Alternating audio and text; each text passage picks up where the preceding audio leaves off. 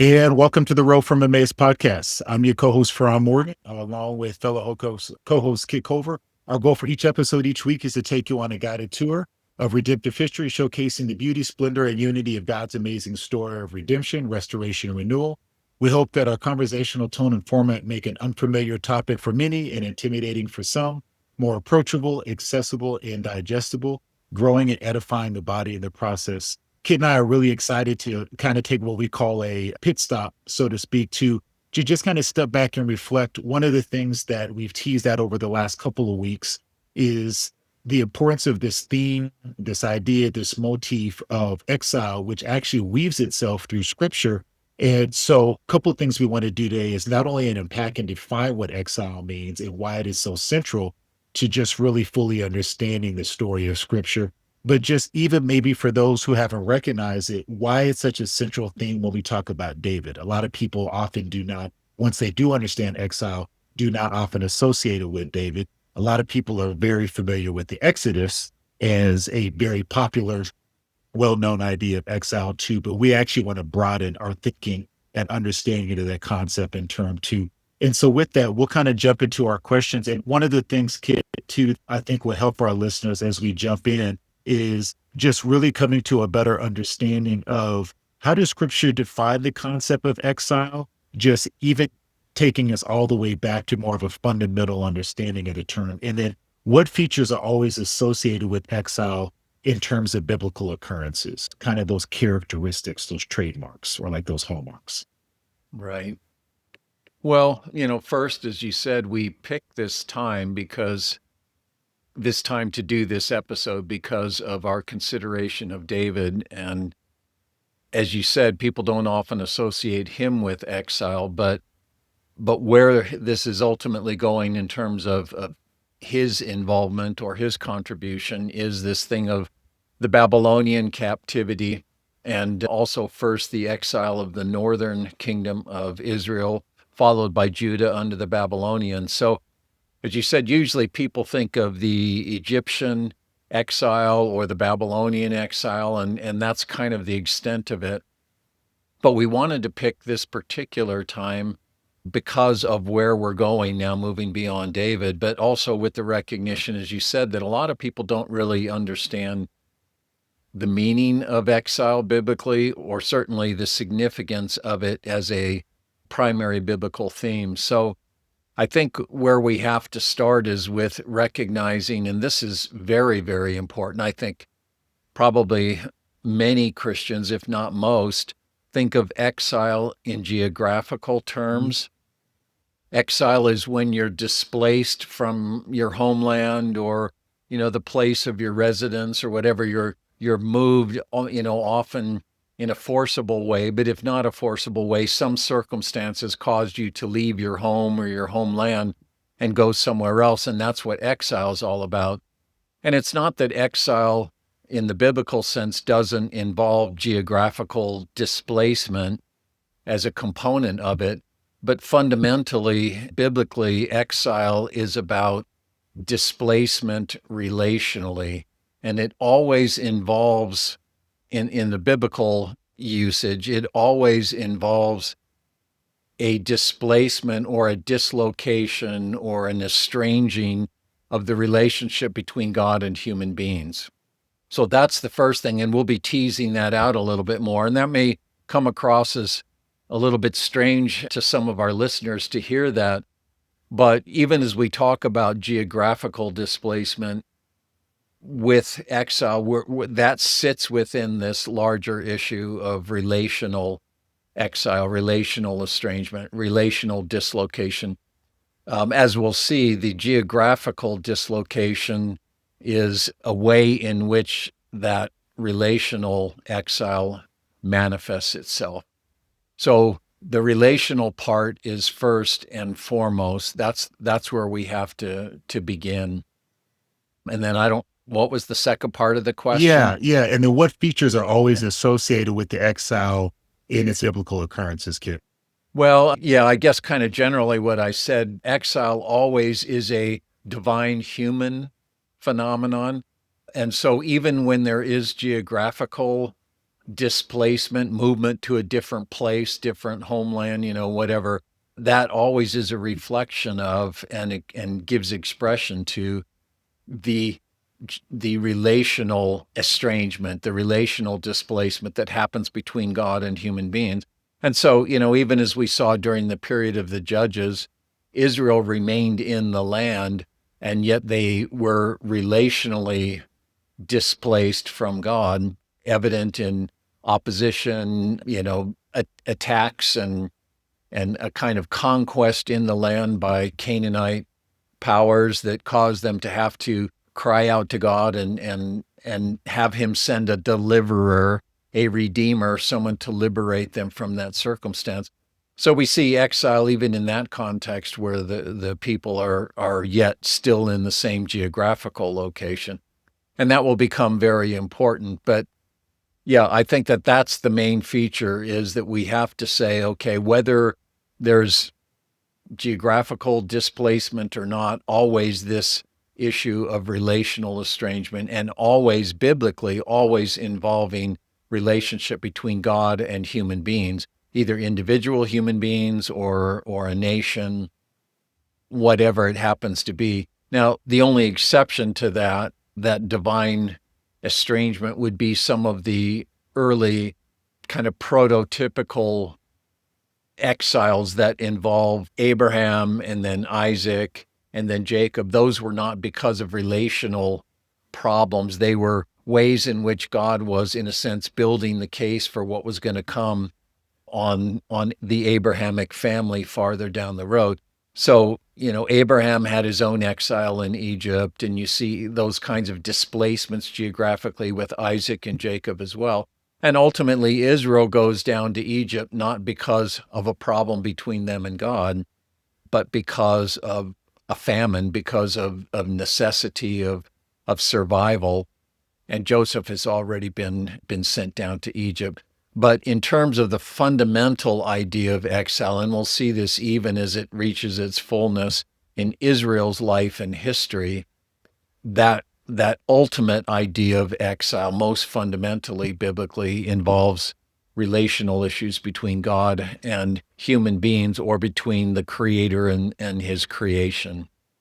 Zooming out a little bit, and I know like this actually isn't one of our direct study questions, but I think it's pertinent just given what you've said, so we can riff a little bit too, is why is it so critical, especially once we really fully understand the importance of salvation history as a framework to really engage and understand the story? Why is it so important for us to really define our terms before we engage scripture?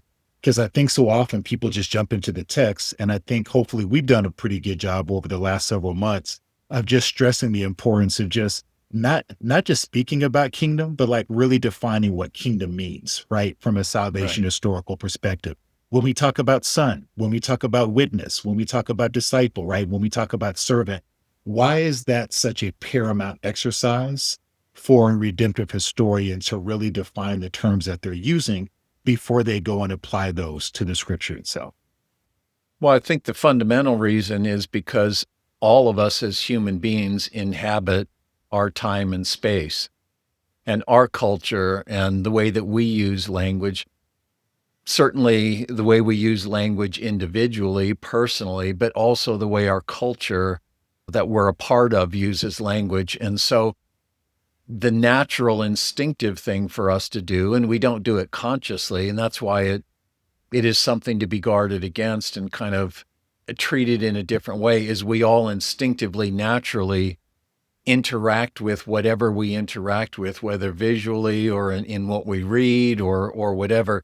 We process it through the lens of our own time, our own culture, our own circumstance, our own use of language. And this is even the challenge with Bible translations. The Right. scriptures, as I think everybody understands, were not written in English, let alone, American 21st century English. So you're trying to derive thoughts and meaning in the original ancient languages and express that in a contemporary way to whatever the target audience is. And that's always a challenge. But my point is that when we come to the Bible, we naturally want to read it through the lens of our own time, our own culture, our own traditions, our own history. This is part of the problem of growing up in the church. If we can talk about a problem in growing up in the church, is from the time we're little, we're kind of taught certain traditions or what certain ideas are, who Jesus is, what atonement is about, what this concept is about, what that concept is about. And those things become kind of a part of our inner narrative, our inner grid. And we just naturally impose them on the scripture. And so what we end up doing is essentially telling the scripture what it's talking about and what it means instead of listening to it and letting it tell us what it means. So always the challenge is to do the best that we can to enter into the time and the space and the circumstance and the perspective of the original audience. We've talked many times about the fact that the Bible was not written, nothing in the Yep. Bible, not even Paul's letters, not even the Revelation, if we want to put that near the end of the first century, nothing in the Bible was written to us. And at the closest point of connection, everything in the scripture is at least 2,000 years away from us. Different culture, different time, different people, different audience. So even when we read something like Paul's epistles, we can't read them as if he sat down and penned that letter to us. He didn't. We're reading someone else's mail. And in order to really understand what it is that is being gotten at, we have to do the best that we can to put ourselves in the place of the original audience. And this is where history and culture and all of those things are crucially important. And the failure to do that, I believe, has created a lot of at least skewing of doctrinal ideas and theological ideas and even notions of what this thing of Christianity is all about, because we've tended to make it what we in our time, in our space, our concerns, our questions, the things that are important to us, instead of letting it talk about what it wants to talk about. And certainly this is the case with the Apostle Paul, among other things. Yeah, I love that kid too. And I thought for a moment you were going to mention the term cultural rivers, which, by the way, is a great plug Yes. for our glossary. So just so folks know, for the study notes, like our glossary, which is a great resource, will be linked in, and it actually has Exile, cultural river, and a lot of these other terms that we're referencing right now tied in there so that you can unpack those and really apply those for future study. Shifting gears just a little bit, kid two, consider how that in Exile, how is it that exile is the core theme that runs through the entire scripture? Where does exile originate in scripture? And what is the progress of this theme throughout the Old Testament salvation history, which I think we've already alluded to just a little. Right. Well, again, people might question that. Is that really an overstatement to say that exile is the core theme of the scripture with all the other themes that run through it? Is that really the core theme? And I would argue that it is the core theme because it's the foundational theme that all of these other themes that we think about, kingdom or redemption or salvation or all of these other ideas that we think are kind of key themes in the Bible, they all flow out of and ultimately speak to this fundamental theme of exile. And I think the clearest, easiest proof of that is to see that exile originates in the garden. Exile, if we say that all of history beyond the fall is God undoing the consequences of the fall and ultimately working to see not just the human race, but all of his creation attain to the destiny for which he created it, God is solving the problem that we see originating in the 3rd chapter of Genesis. Well, what is that problem? Fundamentally, it's this thing of exile. And people may not see that in that. They'll say, no, this was just disobedience to God and, breaking of a covenant of works, or however they want to think about it, but disobedience that brought death and, now condemnation upon people. But the text depicts it as exile. again, man was created as image bearer to be image son. The human identity and vocation is to be, as it were, the presence and the administration of God's own mind and will and love and wisdom in the world. Man is the mediator of God's relationship with the world, the way in which God carries out his lordship, and man also bears the creation's relationship back to God. That's this priest-king vocation that we've talked about so much.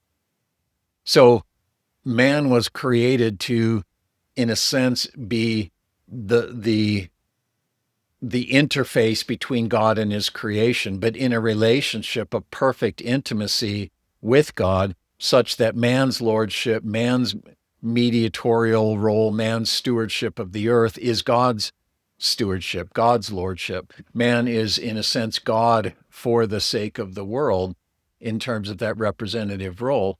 Well, what we see then is, God puts the man in the garden and he's now to steward that. Well, what happens in this thing that we call the fall is Adam and Eve are expelled from the presence of God. They are exiled.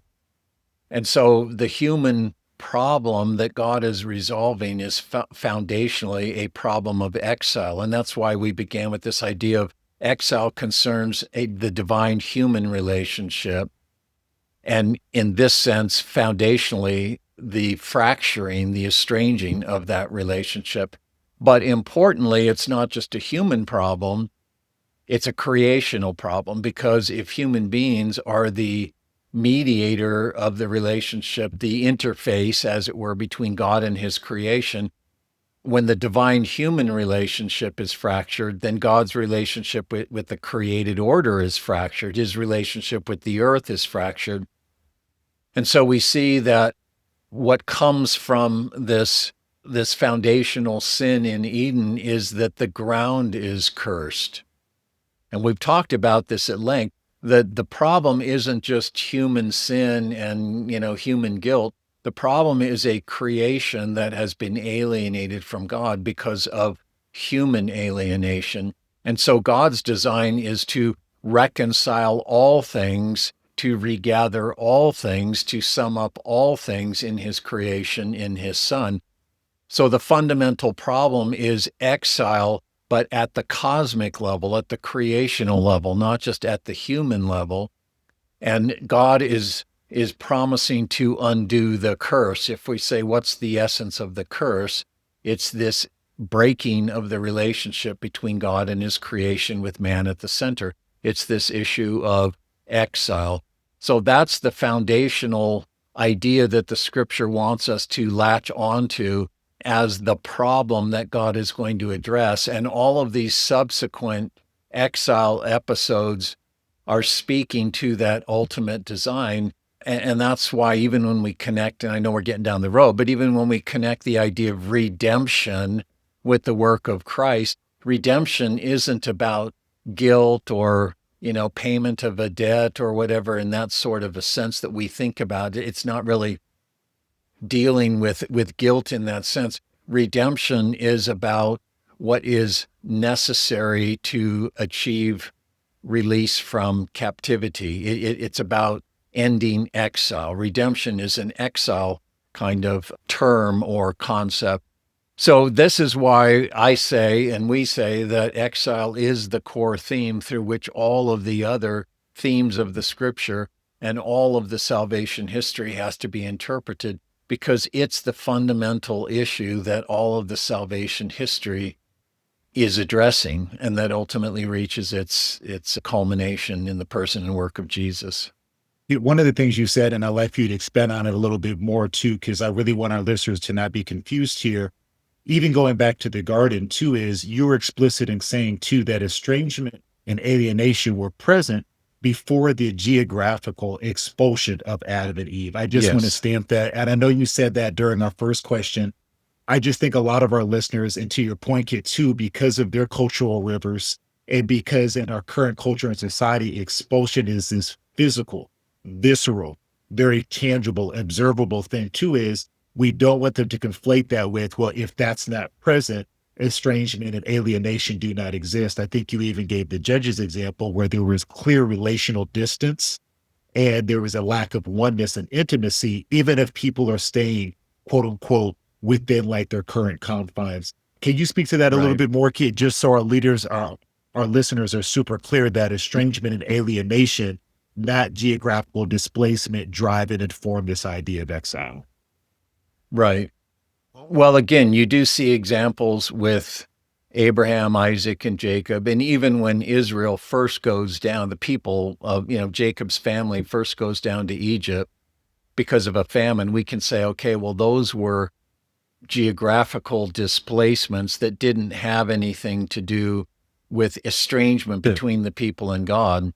And it's beyond where we want to go today, but they very much implicated the divine human relationship. Right. Even though they involved displacement, they were still very much about the relationship between God and this covenant people, beginning with Abraham. So relationship comes first, geographical displacement comes second, and the relational issue is determinative in exile, ultimately, not the displacement.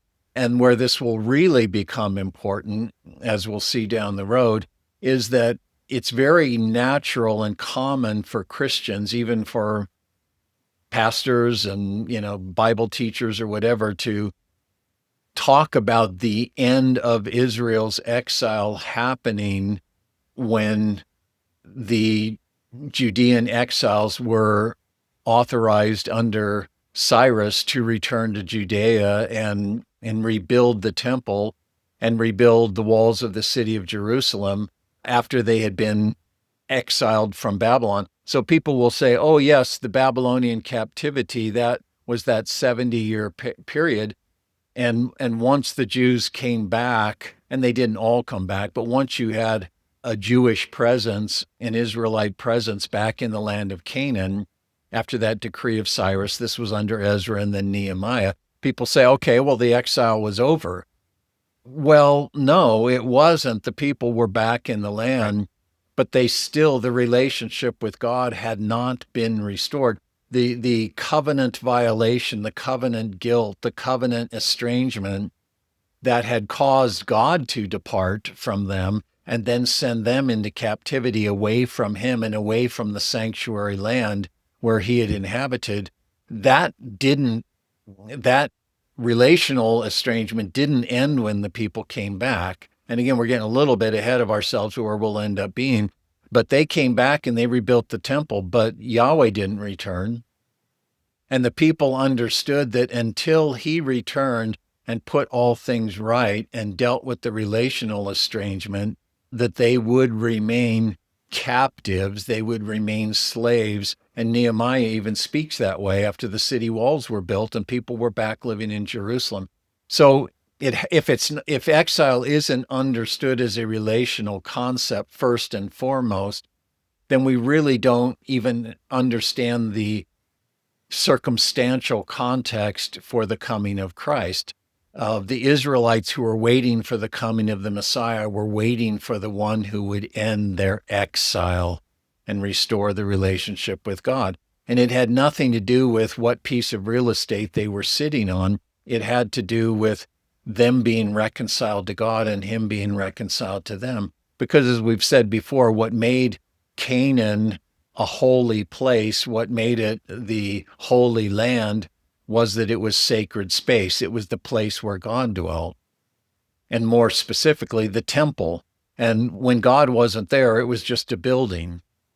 And when God had departed from this land that he had marked out as sacred space, the place where he would put his name, it was just a piece of real estate on the earth.